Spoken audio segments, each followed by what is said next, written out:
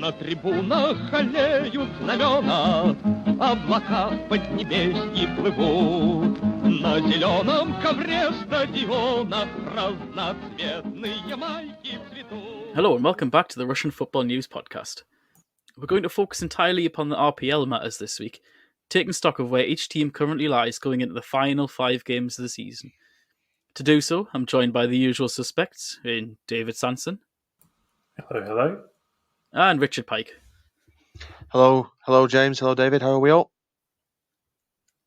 I would say I'm good, but the one thing we were all hoping for has kind of not took place this season. I mean, of course, some Zenit fans will be very happy, and rightfully so, with their efficiency, but we were really hoping for a close title race this season, and that really doesn't look the case. Zenit, since the defeat of Rubin, have been ruthlessly efficient. They've won 4 in a row now. They currently lie 7 points clear of Spartak. And with Rota, Ufa and Tambov, 3 of their final 4 games remaining, there seems to be less and less points where they could seemingly slip up. So, Richard, you kept an eye on Zenit's 2-1 win over Sochi the weekend. What did you think of the performance?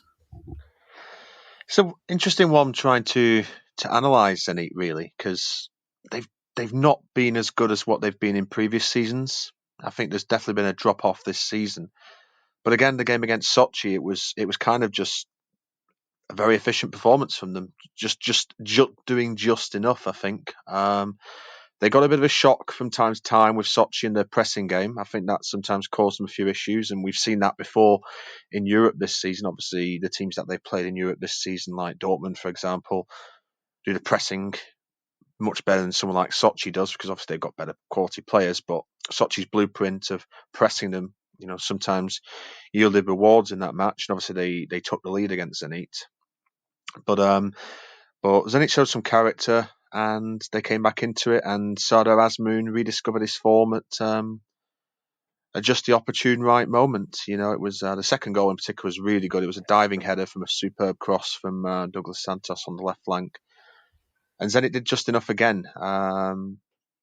I certainly think they've regressed a little bit since last season, as I mentioned earlier, but they've just got those individual players that can just dig you out of a hole if you're struggling. Azmoun, he's a goal scorer.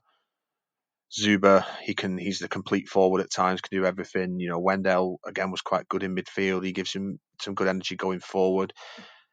They've just got those players that can just dig them out of a hole. And again, just enough performance from them in a tough game. Sochi, even though they've tied a little bit, Sochi in recent weeks, they're still a difficult side to beat at home, and Zenit did just enough. And it is a bit of a shame that they've got themselves 7 points clear now, and 3 of the final 5 games, as you mentioned, James, are against teams right down near the bottom. There's only really Krasnodar and Lokomotiv who they've got to play where they could drop points. So yeah, it's just Zenit haven't been as good this season.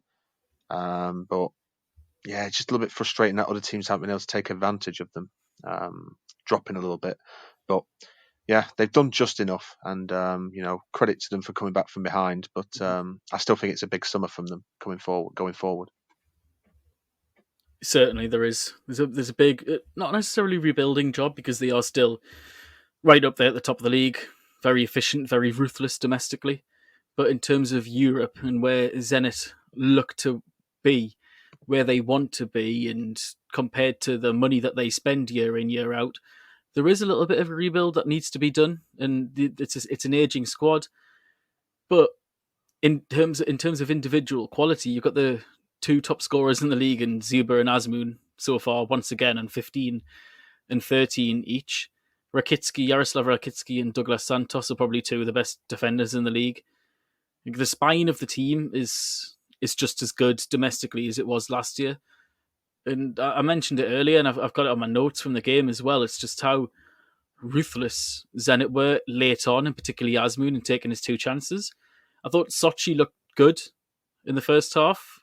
Defensively, they've done the usual of looking to sit deep, pack the central areas, and try and nick one on the counter. They did get that goal for Bemistrov eventually.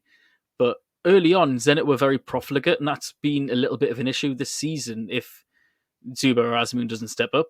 Thing is that Azmoun once again did step up, and Zenit know how to win a league. This is a very experienced squad at the top end. probably the most experienced in these matters out of anybody there. Now, if we discuss the title race and a squad that's maybe not so experienced at the right end of the table, when it comes to the nitty-gritty of the season, down at the business end, all those famous cliches. David, you kept an eye on the Moscow derby at the weekend, where Zenit's two big rivals played each other. What did you think of that match? And is the title race over? You already spoke about the remaining Zenit fixtures, and on current form, Krasnodar are an easy game for Zenit as well, and also historically, they always seem to be Krasnodar. So Spartak, it was a must-win for Spartak. They're now well adrift, 7 points with 5 games. Zenit are going to get probably at least 9 points out of their remaining 12, and you just can't see that gap closing. Even if they did win 3 and lose 2, that's still not enough, I don't think. Therefore, in my head, is it? I don't think. No. So it was a must-win, and Loco just carried on their good form. They've been very good since the turn of the year. Nothing flashy, but just efficient. Hanu is a big fan of Kamano and Smolov, and they've I think in the combined 12 games have scored I want to say they've scored 12 goals between them. That doesn't seem right, but they've been very good. They've been very efficient. Zenit Lidinov also seems to have sort of taken a step forward. So it was not good from Spartak's side. Obviously, they lost the man to the red card. I mean, it was one of those where it was a tactical foul, obviously, from Ayrton, because Zenit Lidinov was going to score otherwise. He just took him down to the edge of the box and had to hope for the best. And obviously, sort of the wounds. Obviously, Smolov then tucked that free kick away, and then Loco just had to shut up shop second half. Really, there was nothing much doing for Spartak, even with all their creative players that they've got. But lacking 10 men, they still dominated the game. Lacking that extra man. So just efficient defensive performance under Nikolic. He's got them very well drilled. We've talked about Pablo, who's been very, very good for them since he joined. Just imagine if they'd had him at the start of the season instead of Rajkovic. It'd be a world of difference for them. So it's well over at the top. Unfortunately, we for a few weeks, maybe 2 or 3 weeks, we thought we had a title race, and then in 1 week it was over. Spartak are now dangerously close to losing out on second. They're only 1 point ahead of Loco and Siska. And who knows? Loco are on ridiculously good form and don't look like they're going to lose anytime soon. So they need to keep it up for the last few games if they want to, at the very least, just secure that Champions League spot. I personally wouldn't be surprised I'd expect Loco to probably pick up that other Champions League slot. And even though the Spartak fan in me does cry inside at that, but for the game, for Russian football right now, it's probably the better thing. If you look at Loco with the upward trajectory that they have, the way that they play, their style, the way they played last year in Europe, with this squad, which can only get better from that, get more experience from that, then for Russian football, for the coefficients, which is vital in the next 2 years, Zenit and Loco look our best bet on paper, but Zenit on paper in one domestically is totally different to Zenit on paper in Europe, unfortunately. Now, it is for Kamano and Smolov. They got 3 goals and 0 assists in 34 combined games before the winter break. And then after the winter break, it was in 12 games, David. They got 10 goals and 3 assists, which is an unbelievable turnaround from them two. And I was live tweeting the game on the Twitter account for RFN. And I think at half time I mentioned just the efficiency a Loco had, like you've just mentioned, David. This side is totally built for pace, and they look so much better since changing their style. He's taken Smolov, who's probably the most penalty box striker of all penalty box strikers, and turned him into a deep-lying, creative machine as a second striker. He's no longer trying to constantly run off the shoulder or look for the touch off the shoulder. Kamano's taken that role, and he's totally changed man. His runs are very dangerous. At one point of the game, every single Loco attack looked very dangerous, and Spartak looked like they were going to concede no matter what, and then it was the total opposite from the Loco side. Spartak just never really looked like scoring, to be frank. Richard, any final thoughts from yourself on the Moscow derby? Yeah, just like to echo what you all said there. I was really impressed with Lokomotiv under Nikolic once again. They're just very well drilled, well organised. And like you said, the transformation of Smolov and Kamano since the winter break. Nikolic has had really put in the hard yards in those winter training camps and has got a formation now which the players look very settled with. I'll echo David's thoughts on Pablo. I think he's been a superb signing for them. A regular with Bordeaux in Ligue 1 for the last 3-4 years, and it shows. He's been a rock solid player at the back for them. I mean, even the blow of losing Vedran Chorluka now might be cushioned a bit by Pablo being there, because he could be the rock solid leader in the defence at 29, 30 years of age, which they need. And just the sheer amount of academy players that he's bringing through, Nikolic now, Rybczynski's been utilised as a right back. The youngster who played left back, his name escapes me, but he had a decent game at the weekend. Mukin has come in and actually now even displaced Kulikov as the prime defensive midfielder. Barinov coming back has been a big plus. So there's so many young academy products at Lokomotiv. Maybe just be interesting to see what they do in the summer. Maybe just 1 or 2 transfers, see if you can get some good players in. And they don't need a lot. I think they've got a good settled squad. And yeah, I'm looking forward to seeing what Nikolic can do next season. Could they be the ones to challenge Zenit? Just quickly on Spartak too, I've heard that Tedesco's been linked with the Eintracht Frankfurt job. That's one thing that I've heard. I think he's supposedly on the shortlist.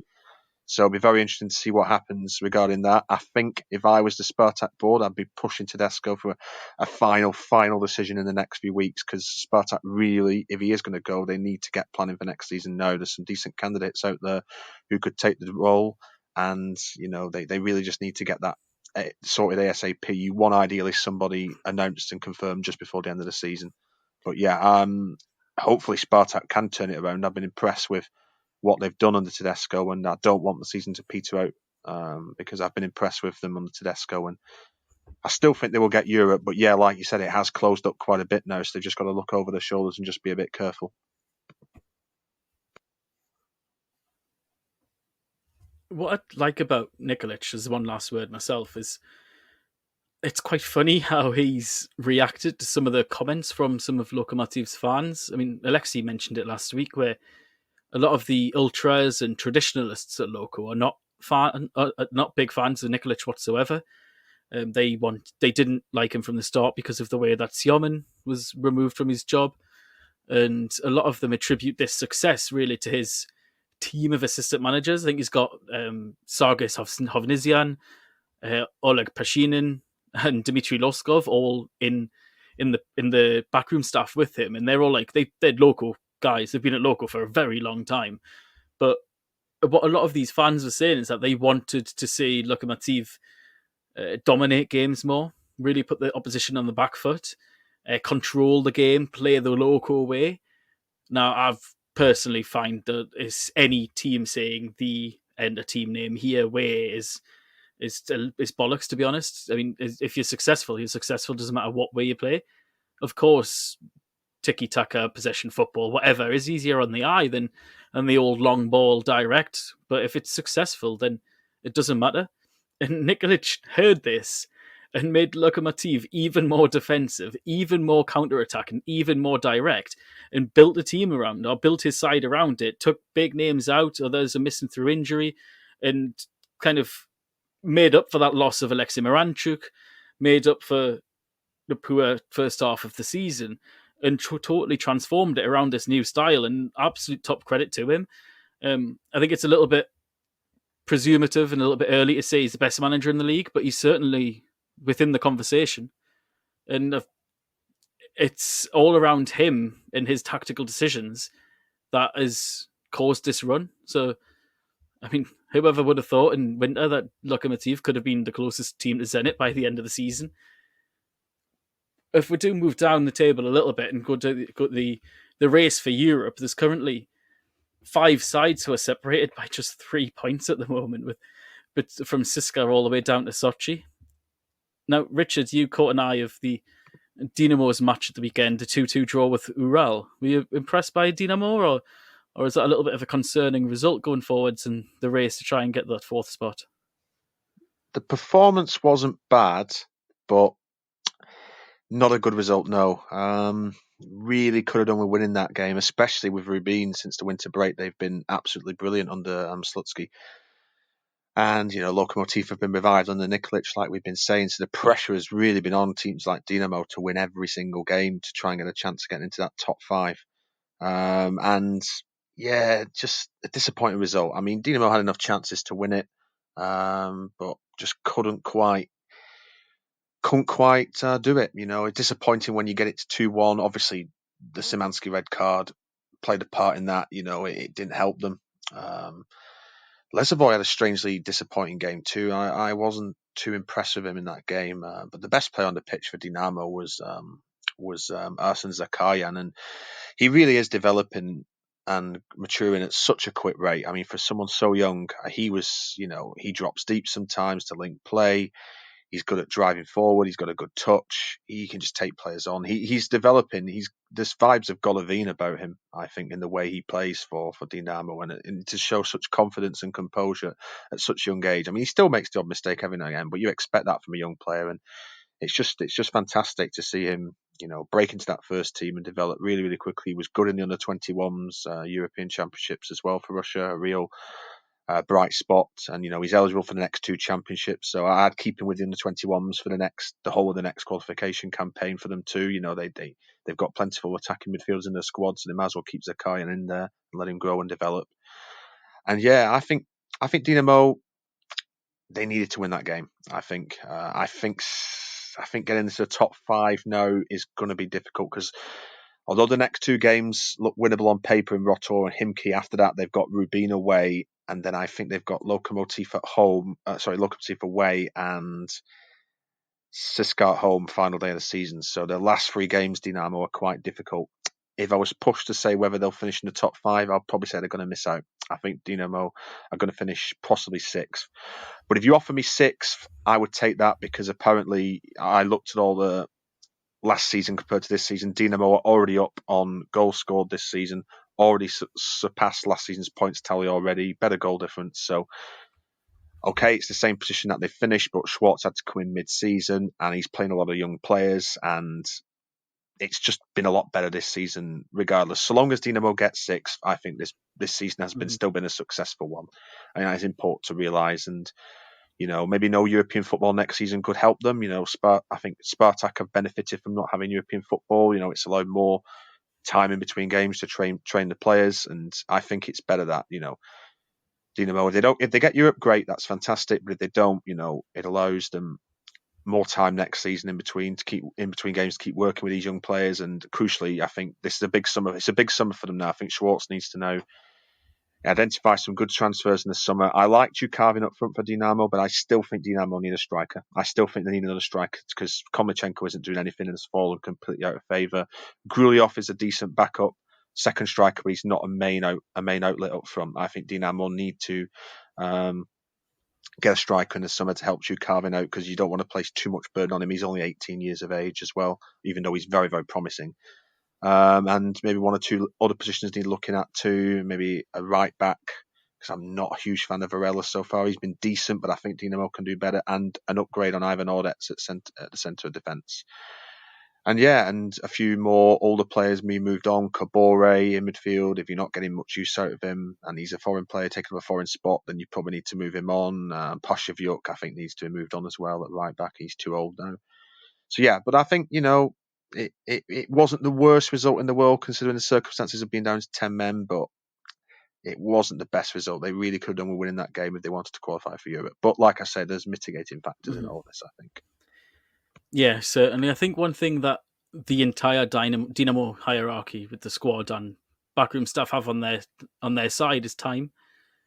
Schwartz has only been in since October, but he's already got a win ratio of just under, I believe, 60%, 1.81 points per game.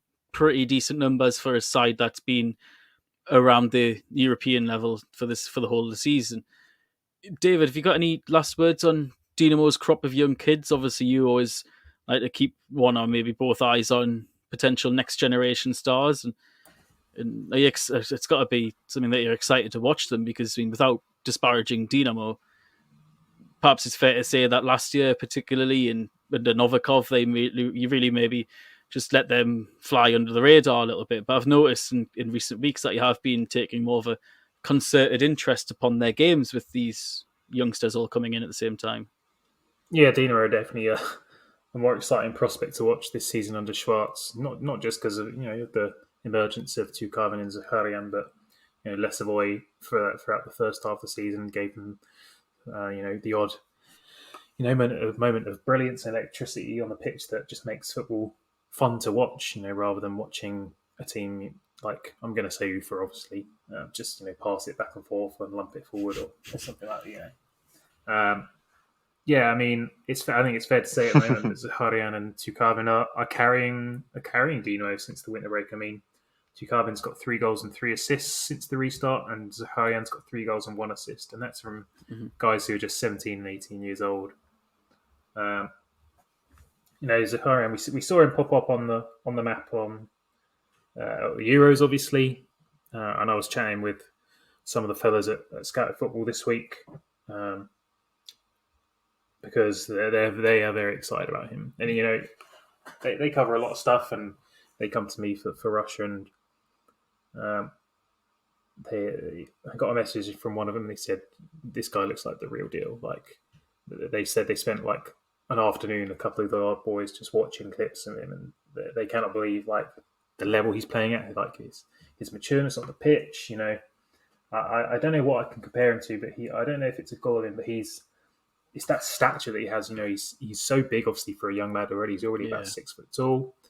And he just has that awareness and that sense where he gets the ball and you just feel he can make something happen, which as a 17-year-old is he's hugely impressive. So these guys, who I respect their opinion massively.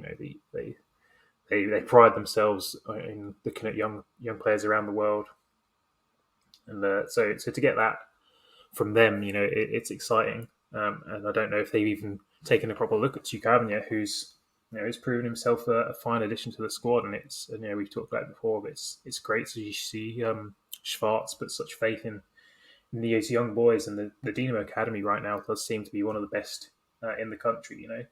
Their teams in the Youth Football League are performing well.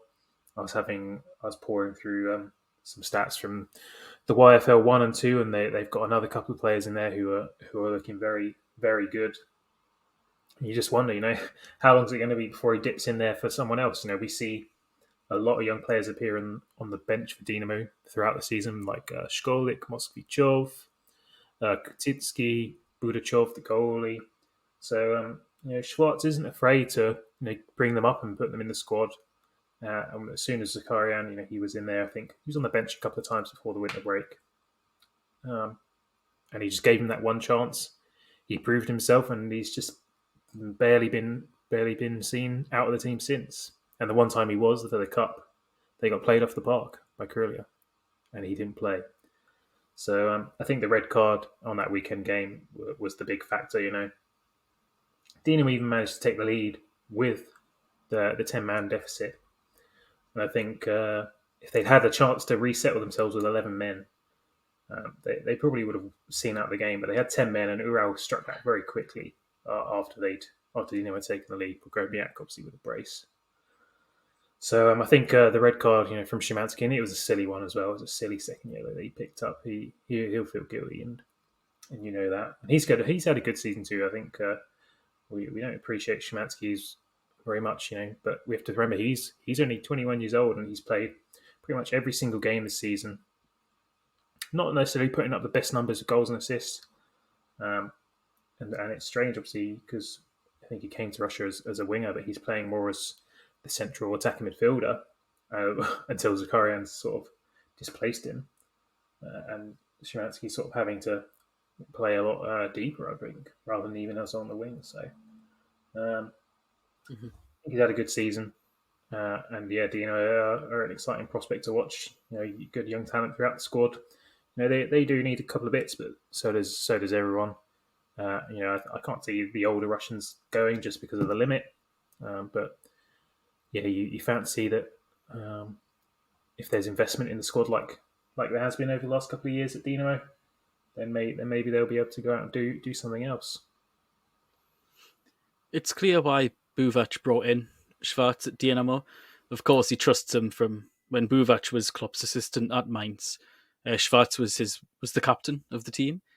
But Schwarz has this same record in Mainz. Now, he wasn't necessarily overly successful at Mainz. He was sacked as head coach after just under 2 years in charge. But one thing that he is generally accepted in German football circles is that he did bring through a lot of youngsters, and that's what Mainz do. Mainz have got a very successful academy, always have done for in recent memory anyway, and it's obvious why Buvac brought him in.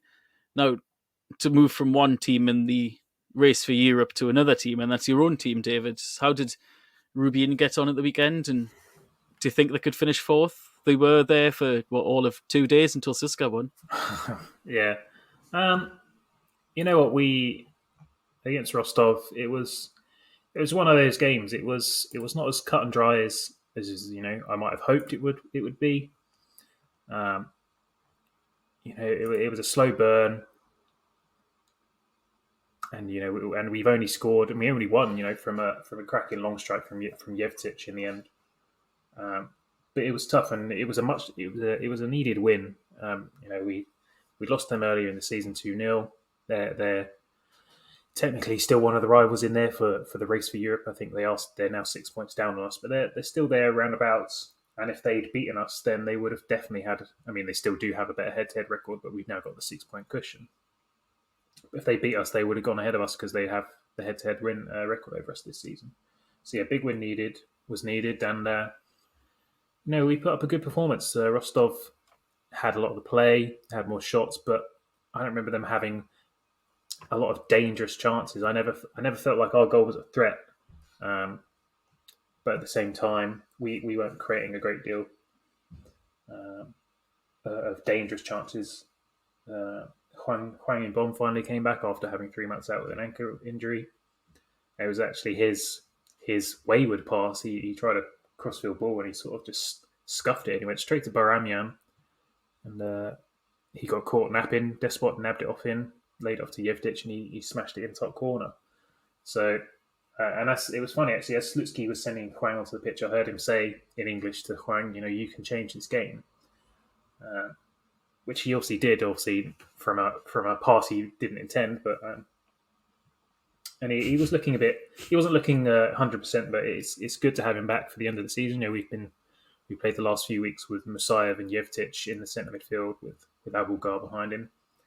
And Musayev, he's been okay. When we signed him, I was not really behind the move. I was never been overly impressed with him at Zenit, and he's not done enough really to convince me that he should stay in the team.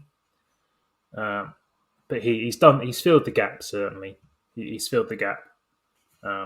It was a quiet game from Creature on this particular occasion. Makarov of the two wingers was the better on this occasion. Creature obviously played the full match, but big win, big win.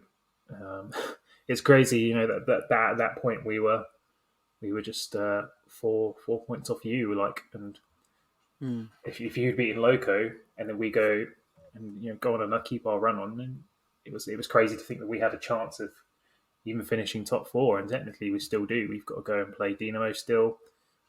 So it's. I'm just taking every game as it comes right now. I'm very happy that we're having a good season, and going away to Rostov is a game we wouldn't have won in past seasons, I don't think. So the fact that we've gone and done it this year on the back of a win against Sochi, which we would never normally have gotten as well, and obviously wins against Spartak, it's just a very encouraging run that the Kimki came aside. And I'm just hoping we've got a couple of quote unquote easy fixtures, Ural this week, and the Rotor and Arsenal also to play. I'm just hoping that we can actually make those count. Over the winter break, we played a few of those teams in friendlies, and we were comfortable. But in the first half of the season, we sometimes struggled against the weaker teams. But I think we maybe have changed that up. I'm hoping we'll turn that around. So, yeah, very, very happy that we're up there. And I wonder if Europe will be too soon for us. Obviously, the Vultures will be around for Creature this summer. So it'll be interesting to see what happens with the squad. But yes, very, very, very happy at the moment with the team. I think Ruben's first team is solid, but I do worry if they have the depth with a potential European campaign and perhaps missing out maybe to the long-term benefit. The problem is whether or not you can do the same without Kavica, which it does seem quite nailed on. I mean, there's in some areas there's good depth if the squad was all fit. Obviously, like we're missing Saito and Huang in midfield at the moment, and Shatov as well, and they're three players who could well be starting. Yevtich and Musayev for most of the season have been on the bench, and they're the starting duo right now, which is just goes to show how well we're still playing, even with not what people would class as our best players. But yeah, with players like Kostyukov and certainly defence, Gritsenko and Begic as the backup centre halves, there are areas where we're lacking, and certainly in goal, Medvedev as the backup goalie is not ideal at all. So yeah, hopefully we can do something. The club seems to be in a stable position right now. So yeah, and obviously if Kvich goes, then we could have a fair bit of money to ourselves as well. I know he's only 25 and he does look better every time I see him.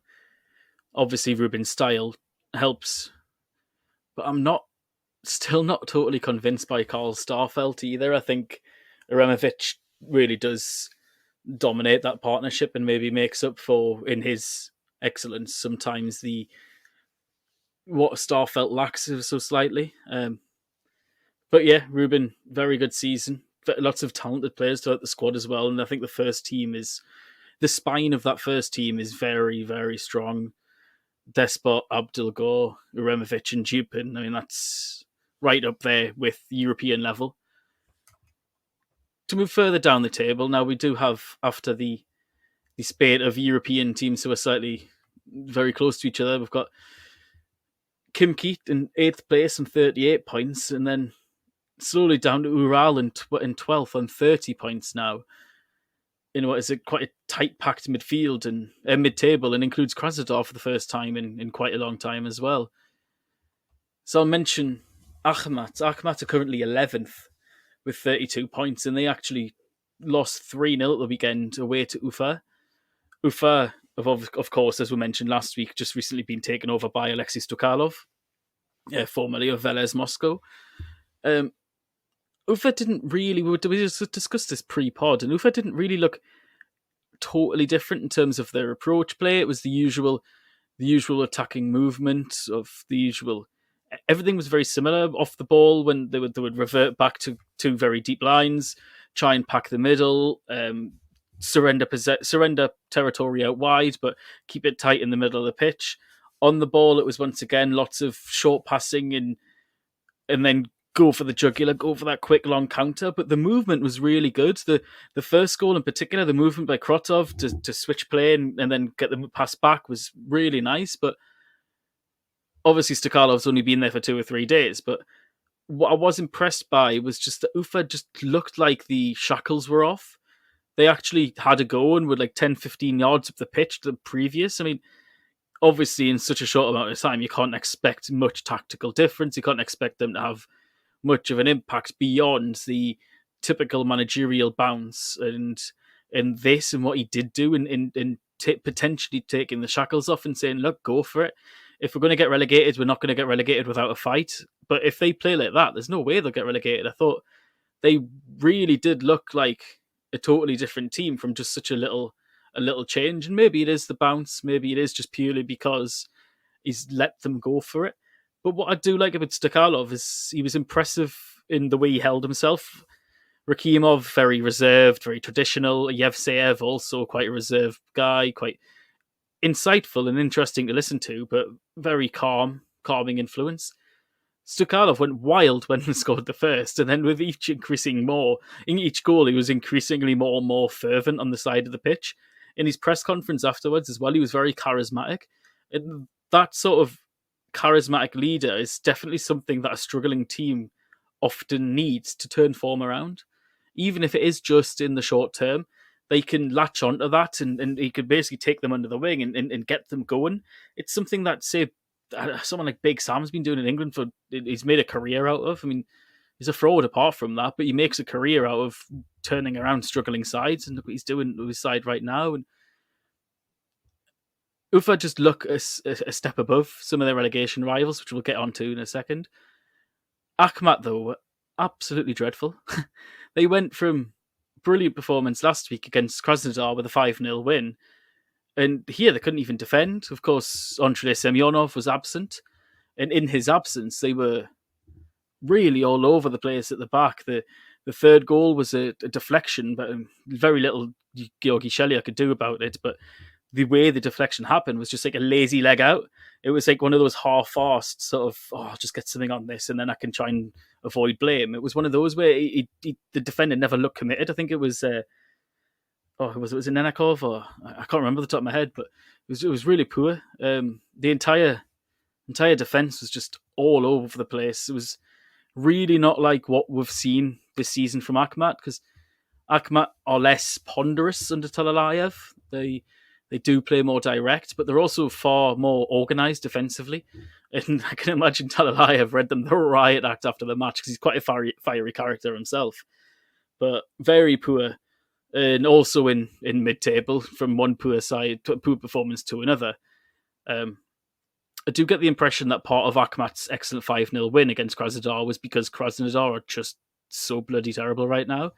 Of course, it was the first game under Viktor Goncharenko, and it looked like they had exactly the same problems. They've got a weak spine, and an inability to deal with any kind of physicality once again showed up. They just looked like a set of players who are bereft of confidence and are truly desperate for a break to come of any form, just to restart, reset, and refresh after what was quite a gutting exit in the Europa League. The only real chance was from Wanderson in the first half, which was 20 yards out, quite an easy save. And yeah, there was just nothing about them whatsoever. Arsenal weren't particularly brilliant either. I thought Lutsenko was causing all sorts of problems up top. Panteleev set pieces again was really effective, but they didn't ask too many questions of Krasnodar. The goal was brilliant. Chaucic brought the ball down one touch and then volleyed it bottom corner from the edge of the box. It was a really nice little finish, but Krasnodar just offered absolutely nothing. Pofyonov, in charge of Arsenal, he's kind of famous for his sides, which are defensively all over the place. When he was at Ural, it's some of the worst defending you've seen in the Premier League in recent times, and Krasnodar just didn't expose that whatsoever. They look like an aging side who are desperate for a little bit of a refresh. And of course, Goncharenko's brought in Vasily Berezutsky. But Richard, I'll let you go. What do you think of Goncharenko's first game in charge at Krasnodar?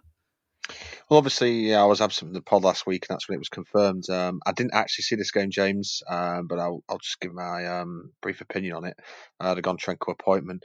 I think it's one of those appointments where, has he not jumped in too soon? I feel that's my overriding view of this, because let's not forget as well, this time last year, Goncharenko was on a 1-week sabbatical back in his native Belarus, and we've discussed it before on previous pods, haven't we? With it was angina problems and stress related stuff. So it just seems a bit strange, just a week or two after leaving CSKA, after his 4-year spell at CSKA came to an end acrimoniously, to leave that and then just a week later jump straight back into it, especially when this time last season, you were dealing with stress related stuff. I'm not sure jumping straight back in to a stressful environment like Krasnodar right now, where they're struggling like mad, and just waiting for the season to finish is really the best course of action. I think he should have really just sat away from football management for a couple of months, refreshed. To jump straight back in, I think I wouldn't have advised it. We'll have to see how it goes. Obviously, I think Krasnodar is still a good opportunity club. It's still a club which can do a lot. We've all been impressed with them over the years of how this privately run club has, put itself amongst the elite of Russian football, and we do want to see them succeed and do well. But obviously, at the minute, this is a difficult moment for them. They're going through a rebuilding phase. There's definitely going to be a bit of a clear out in the summer, one would think. And I'm just a bit worried about Goncharenko, into this too soon. I mean, I saw the shortlist of managers who they interviewed. I saw that wasn't there one of the guys on the shortlist is a young Russian manager. Isn't he coached in Kazakhstan at the moment and has coached in the RB Leipzig youth? I've forgotten, his name escapes me, but I would have quite liked to have seen someone like him get a go. He seems anyway like someone would have been quite progressive and would have offered a freshness. Whereas I think with Goncharenko, I'm just a bit worried that it's jumping in a bit too early here. I think they probably should have, he probably should have sat it out and waited till the summer before taking a job. But obviously, we'll have to see how it goes.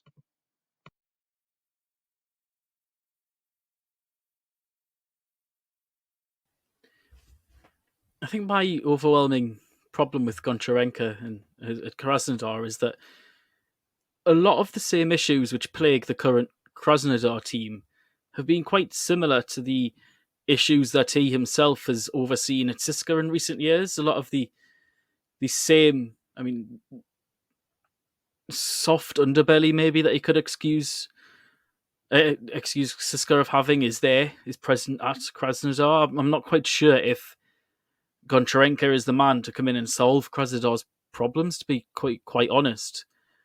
But he has brought with him Vasily Belozutsky, who left his role at CSKA as a coach and the defensive organizer, which if he comes in and makes an impact, that will help Krasnodar tenfold, because their defenders are either mistake prone or just well past it. Martinovic's turning 36 soon, and Lutsenko absolutely destroyed him at the weekend.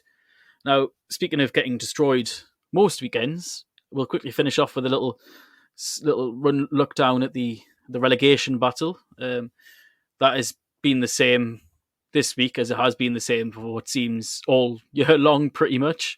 But there was actually 2 wins in the relegation battle for two sides within this battle for the first time in the winter. Of course, I mentioned Ufa with their 3-0 win over Ahmat. I also want to mention about Ufa that I thought Moritz Bauer actually had a very good game at right wing back. It was only his second appearance since joining on loan from Stoke in England, and unfortunately for Ufa, Arsenal, which I mentioned earlier, then went on to win. But Tambov and Rota both lost again. That's Tambov's 6th or 7th loss in a row now. And Rota was lost against CSKA 2-0. Richard, you also caught the Rota CSKA game. Are you a little bit worried for them and their lack of anything going forward, really? Just 12 goals scored in 25 games. I mean, it's just not very good, is it? And I think Ufa under Stukalov, I think, are going to be all right. At least you're seeing something from them, like they showed in that game against Akhmat. But yeah, just Rotor just looked really, really poor. They didn't offer much against CSKA. Okay, of course, it's a difficult game, but to say they offered less than Tambov did against CSKA the week before, and that really is saying something, given how much of a basket case Tambov is at the moment.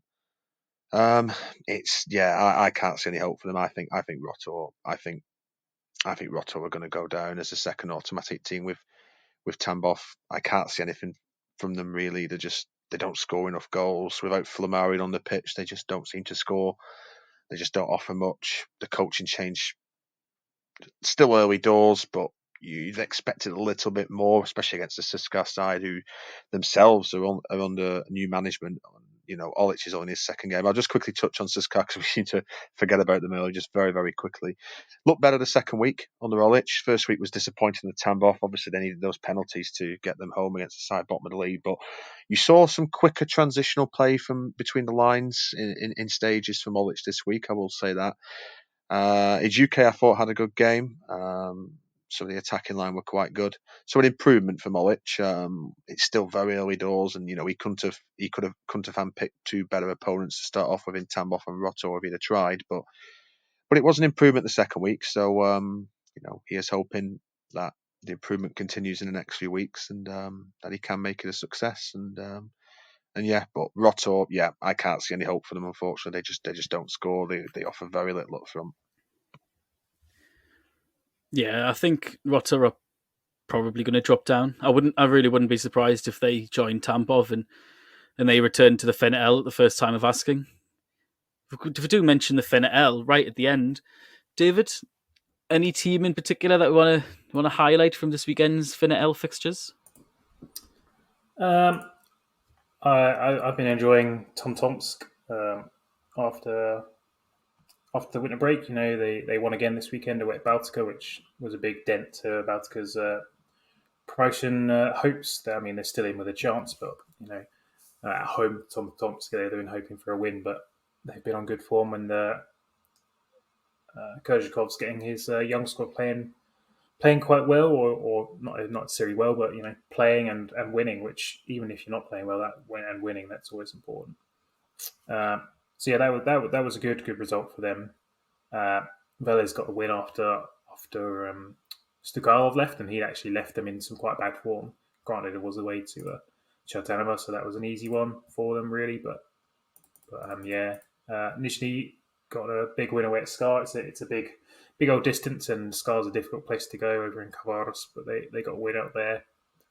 So that was a good one for them, and keeps them right in the chances for promotion up to the top flight. So I think we've got a couple of interesting races. We've got Spartak and Krasnodar too, who are both sort of just lingering above the relegation spots, with Akron just 3 points off Krasnodar and 2 points off Spartak.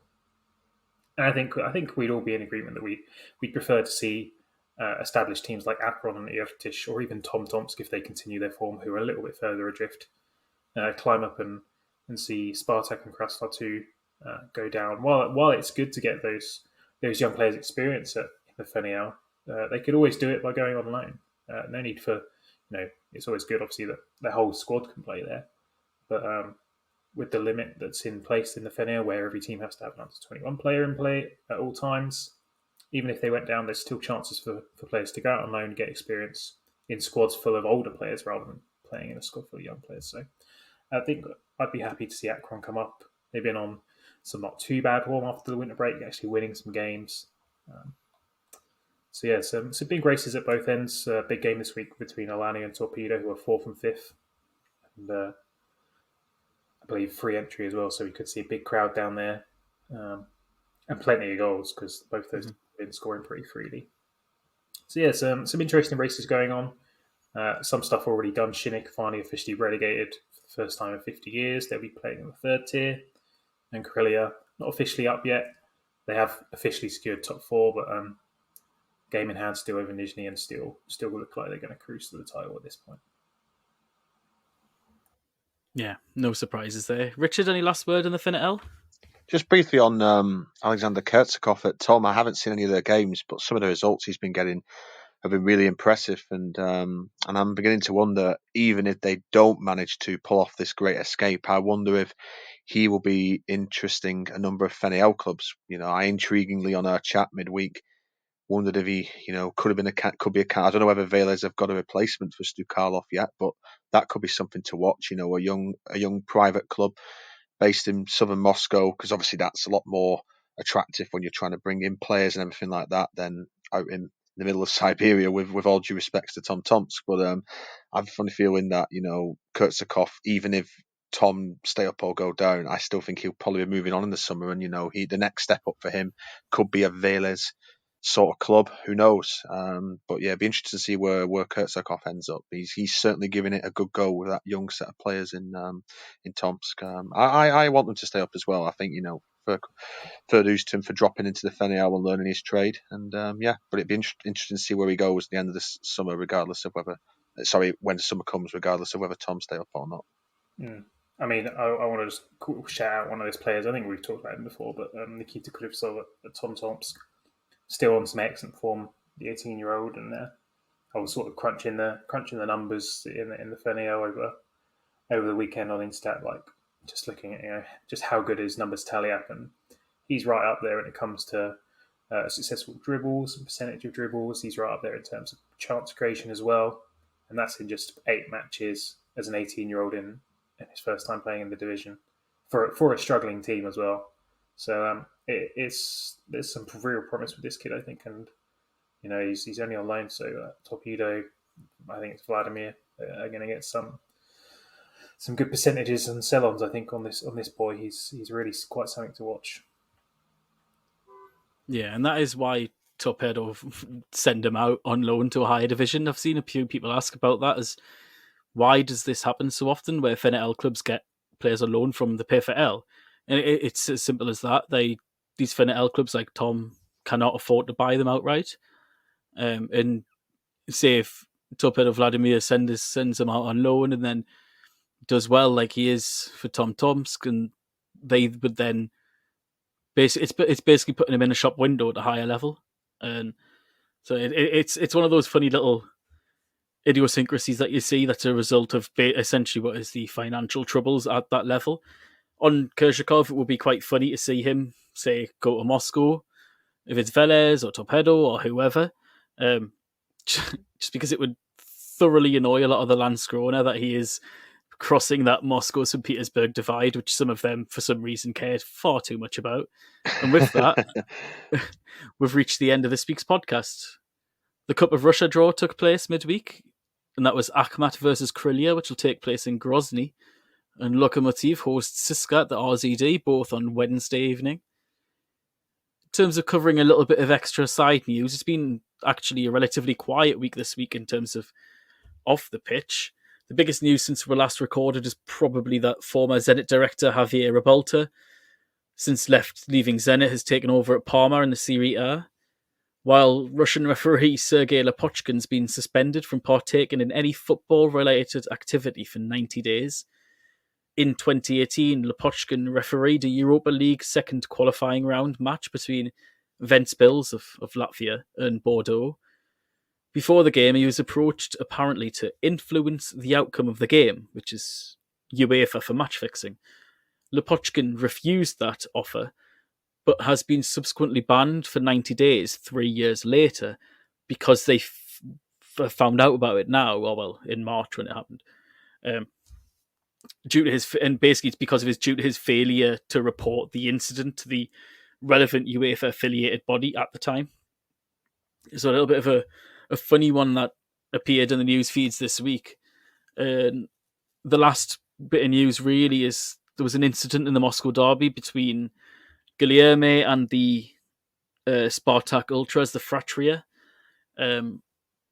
All the videos are either blurry or have had the sound removed, so it's a little bit difficult to see what goes on, but it's clear that Guilherme is late on in the game, Loco winning 2-0. Guilherme is provoked in some form by chanting, you would presume, or something by the Spartak fans. He turns around, shouts at them, goads them. Little time pause. Obviously, all the videos have no sound, so you can't hear what is said to him or what is chanted towards him. He is then provoked again by the fans, and I believe he kicks a water bottle, isn't it, off the hoardings, off the side hoardings. A little bit of an incident. You would think it's nothing. The RFU have actually officially given Spartak fans a warning and have fined Guilherme himself. And this is all in a week where a very fiery disciplinary committee of the RFU took place, where Guramajoyev, Gia Grigolava, and Alexei Belozutsky have been banned for Russian Cup matches due to a brawl following the Arsenal Tula CSKA game. That's Alexei, sorry, not Vasily Belozutsky. Guilherme been banned for 2 matches for offensive chants aimed at Spartak fans as well. That was it, not just a fine, sorry. Spartak were also given a conditional stadium ban and a fine due to their fans' racial/offensive chants against Guilherme. Now, you don't know what that was said again. Been left very quiet. The videos are hard to hear. Spartak have actually released a statement distancing themselves from the fans and condemning all forms of racism, xenophobia, and abuse, which is better than nothing, but nothing will change, to be honest, unless more concrete things are done about this. It's a little bit of a damp squib, in my opinion, especially as Zenit have been fined for the presence of a neo-Nazi banner in the stands in the same week. So it's all a little bit as you were. Very disappointing reaction, particularly from the authorities and how they've dealt with it.